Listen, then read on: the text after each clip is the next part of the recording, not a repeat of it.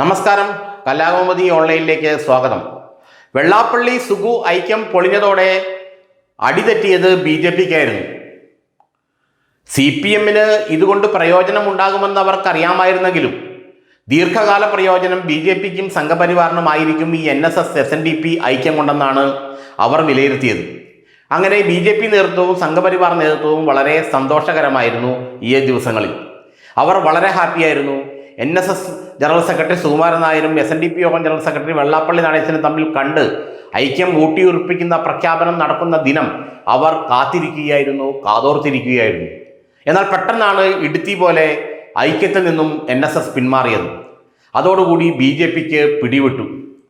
കാരണം 2026 നിയമസഭാ തെരഞ്ഞെടുപ്പിൽ ഐക്യം കൊണ്ടുണ്ടാകുന്ന പ്രധാന ഗുണങ്ങൾ പിണറായി വിജയൻ ഒരിക്കൽ കൂടി അധികാരത്തിൽ തിരിച്ചു വരും, അല്ലെങ്കിൽ മൂന്നാം തവണയും പിണറായി സർക്കാർ വരും.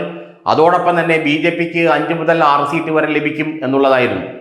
അതിൻ്റെ കണക്കിലാണ് സുകുമാരൻ നായരും NSSന്റെ ഡയറക്ടർ ബോർഡും കൂടി കത്തിവെച്ചത്. കാരണം പിണറായി വിജയൻ മൂന്നാം തവണ വന്നാൽ പിന്നെ കോൺഗ്രസോ UDFോ കേരളത്തിലില്ല. അവ എന്നേക്കുമായി അവസാനിക്കും. 2031 തെരഞ്ഞെടുപ്പിൽ നിയമസഭാ തെരഞ്ഞെടുപ്പ് കഴിയുമ്പോൾ ഒരുപക്ഷേ മുഖ്യ പ്രതിപക്ഷം BJP ആയിരിക്കാം, അല്ലെങ്കിൽ അവർ കൂട്ടുമുന്നണിയുമായി കേരളം ഭരിക്കാം. കേരളം ഭരിക്കും എന്നുള്ള ഒരു ദൃഢനിശ്ചയത്തിലാണ് BJP ഇപ്പോൾ മുന്നോട്ട് പോയിക്കൊണ്ടിരിക്കുന്നത്. അതിന് അവർക്ക് കിട്ടിയ ഏറ്റവും വലിയ ഒരു ആയുധമായിരുന്നു NSS SNDP ഐക്യം ഈ കഴിഞ്ഞ ദിവസം പ്രഖ്യാപിച്ചത്. കാരണം അങ്ങനെ വരുമ്പോൾ കോൺഗ്രസ് അല്ലെങ്കിൽ UDF മൂന്നാം തവണ അധികാരത്തിൽ വരില്ല, അല്ലെങ്കിൽ പിണറായി വിജയൻ മൂന്നാം തവണ അധികാരത്തിൽ വരികയും മൂന്നാം തവണ UDF പ്രതിപക്ഷത്ത് തുടരുകയും ചെയ്യുന്ന ഒരു അവസ്ഥാവിശേഷം ഉണ്ടായിക്കഴിഞ്ഞാൽ പിന്നെ മുസ്ലിം ലീഗ് LDFിലേക്ക് പോകും. പിന്നെ കോൺഗ്രസിന് മാത്രമായി കേരളത്തിൽ ഫൈറ്റ് ചെയ്ത് നിൽക്കാൻ പറ്റില്ല CPMനോട്. ഇത് BJP നേതൃത്വത്തിന് നന്നായി അറിയാമായിരുന്നു. അങ്ങനെ മൂന്നാം തവണയും പിണറായി വരട്ടെ, 2031 തങ്ങൾ ഭരിക്കുമെന്നുള്ള മുദ്രാവാക്യവുമായി BJP മുന്നോട്ട് പോകുമ്പോഴായിരുന്നു ഇടുത്തി പോലെ ഈ പിന്മാറ്റ പ്രഖ്യാപനം സുകുമാരൻ നായരിൽ നിന്ന് ഉണ്ടാകുന്നത്. അതോടുകൂടി UDFന് ആഗ്രഹം വർദ്ധിച്ചു, കോൺഗ്രസിന് പ്രതീക്ഷ വർദ്ധിച്ചു. ഇനി ഒരുപക്ഷെ UDF സർക്കാർ തന്നെ ഉണ്ടാകുമെന്നുള്ള നിലയിലേക്ക് കാര്യങ്ങൾ പോവുകയും ചെയ്തു. ഇതാണ് BJPയെ സംബന്ധിച്ചിടത്തോളം വലിയ രാഷ്ട്രീയ തിരിച്ചറിവ് ഉണ്ടാക്കിയത്. മൂന്നാം തവണ എന്ന് വെച്ചാൽ പിണറായി മൂന്നാം തവണ മുഖ്യമന്ത്രി ആയാൽ മാത്രമേ BJP ആഗ്രഹിക്കുന്ന വിധത്തിലുള്ള നേട്ടം അവർക്ക് ഉണ്ടാക്കാൻ സാധിക്കുകയുള്ളൂ.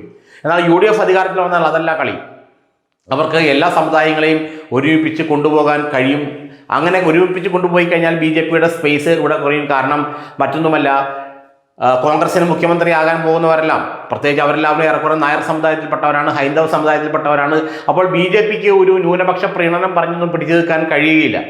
അങ്ങനെ വരുമ്പോൾ അത് വലിയൊരു രാഷ്ട്രീയ പ്രതിസന്ധി അവർക്ക് സൃഷ്ടിക്കും. 2031 ഭരണം പിടിക്കും എന്നുള്ള ആ ഒരു ആഗ്രഹം, പിടിക്കണമെന്നുള്ള ആഗ്രഹം മുളയിലെ നുള്ളപ്പെടും. അതോടൊപ്പം തന്നെ AICCക്ക്, കേന്ദ്രത്തിൽ കോൺഗ്രസിന് ഒരു പുതുജീവൻ ലഭിക്കുകയും ചെയ്യും കേരളത്തിൽ ഈ UDF മന്ത്രിസഭ അല്ലെങ്കിൽ കോൺഗ്രസിൻ്റെ നേതൃത്വത്തിലും മന്ത്രിസഭ അധികാരത്തിൽ വരുമ്പോൾ. കാരണം അഖിലേന്ത്യാ തലത്തിൽ ഒരു സംസ്ഥാനം കൂടി UDFന് കിട്ടുക എന്ന് പറഞ്ഞാൽ BJPക്ക് അത് തിരിച്ചടിയാണ്, കോൺഗ്രസിന് നേട്ടമാണ്. പ്രത്യേകിച്ച് ദക്ഷിണേന്ത്യയിൽ പൂർണ്ണമായിട്ടും BJP ഭരണം ഇല്ലാതെയാവുന്ന അവസ്ഥ വരും. കോൺഗ്രസിന് ദക്ഷിണേന്ത്യയിൽ തന്നെ ഇപ്പോൾ കേരളം കൂടെ ലഭിച്ചു കഴിഞ്ഞാൽ കോൺഗ്രസിന് 3 പ്രധാന സ്റ്റേറ്റുകൾ, തെലങ്കാന, അതുപോലെ തന്നെ കേരളം ലഭിക്കുകയാണെങ്കിൽ കേരളം, പിന്നെ കർണാടക. അത് BJPക്ക് ചിന്തിക്കാൻ കഴിയുന്നില്ല. വരുന്ന നിയമസഭാ തെരഞ്ഞെടുപ്പുകളിലും ലോക്സഭാ തെരഞ്ഞെടുപ്പുകളിലും അത് കോൺഗ്രസിന് ഒരു മുൻതൂക്കം ഉണ്ടാക്കുമെന്ന് അവർ വിശ്വസിക്കുന്നു. അതുകൊണ്ട് ഇവിടെ കോൺഗ്രസ് അധികാരത്തിൽ വരരുതെന്ന് തന്നെയാണ് BJPയുടെ ആഗ്രഹം. പക്ഷേ എന്നാൽ ഈ NSS എടുത്ത നിലപാട് BJPയെ അമ്പരപ്പിച്ചു കളഞ്ഞു. ഇനി എന്ത് ചെയ്യും? ഇനി കോൺഗ്രസിനും UDFനും മുൻതൂക്കമുണ്ടാകും. സഖ്യം പൊളിഞ്ഞു കഴിഞ്ഞു.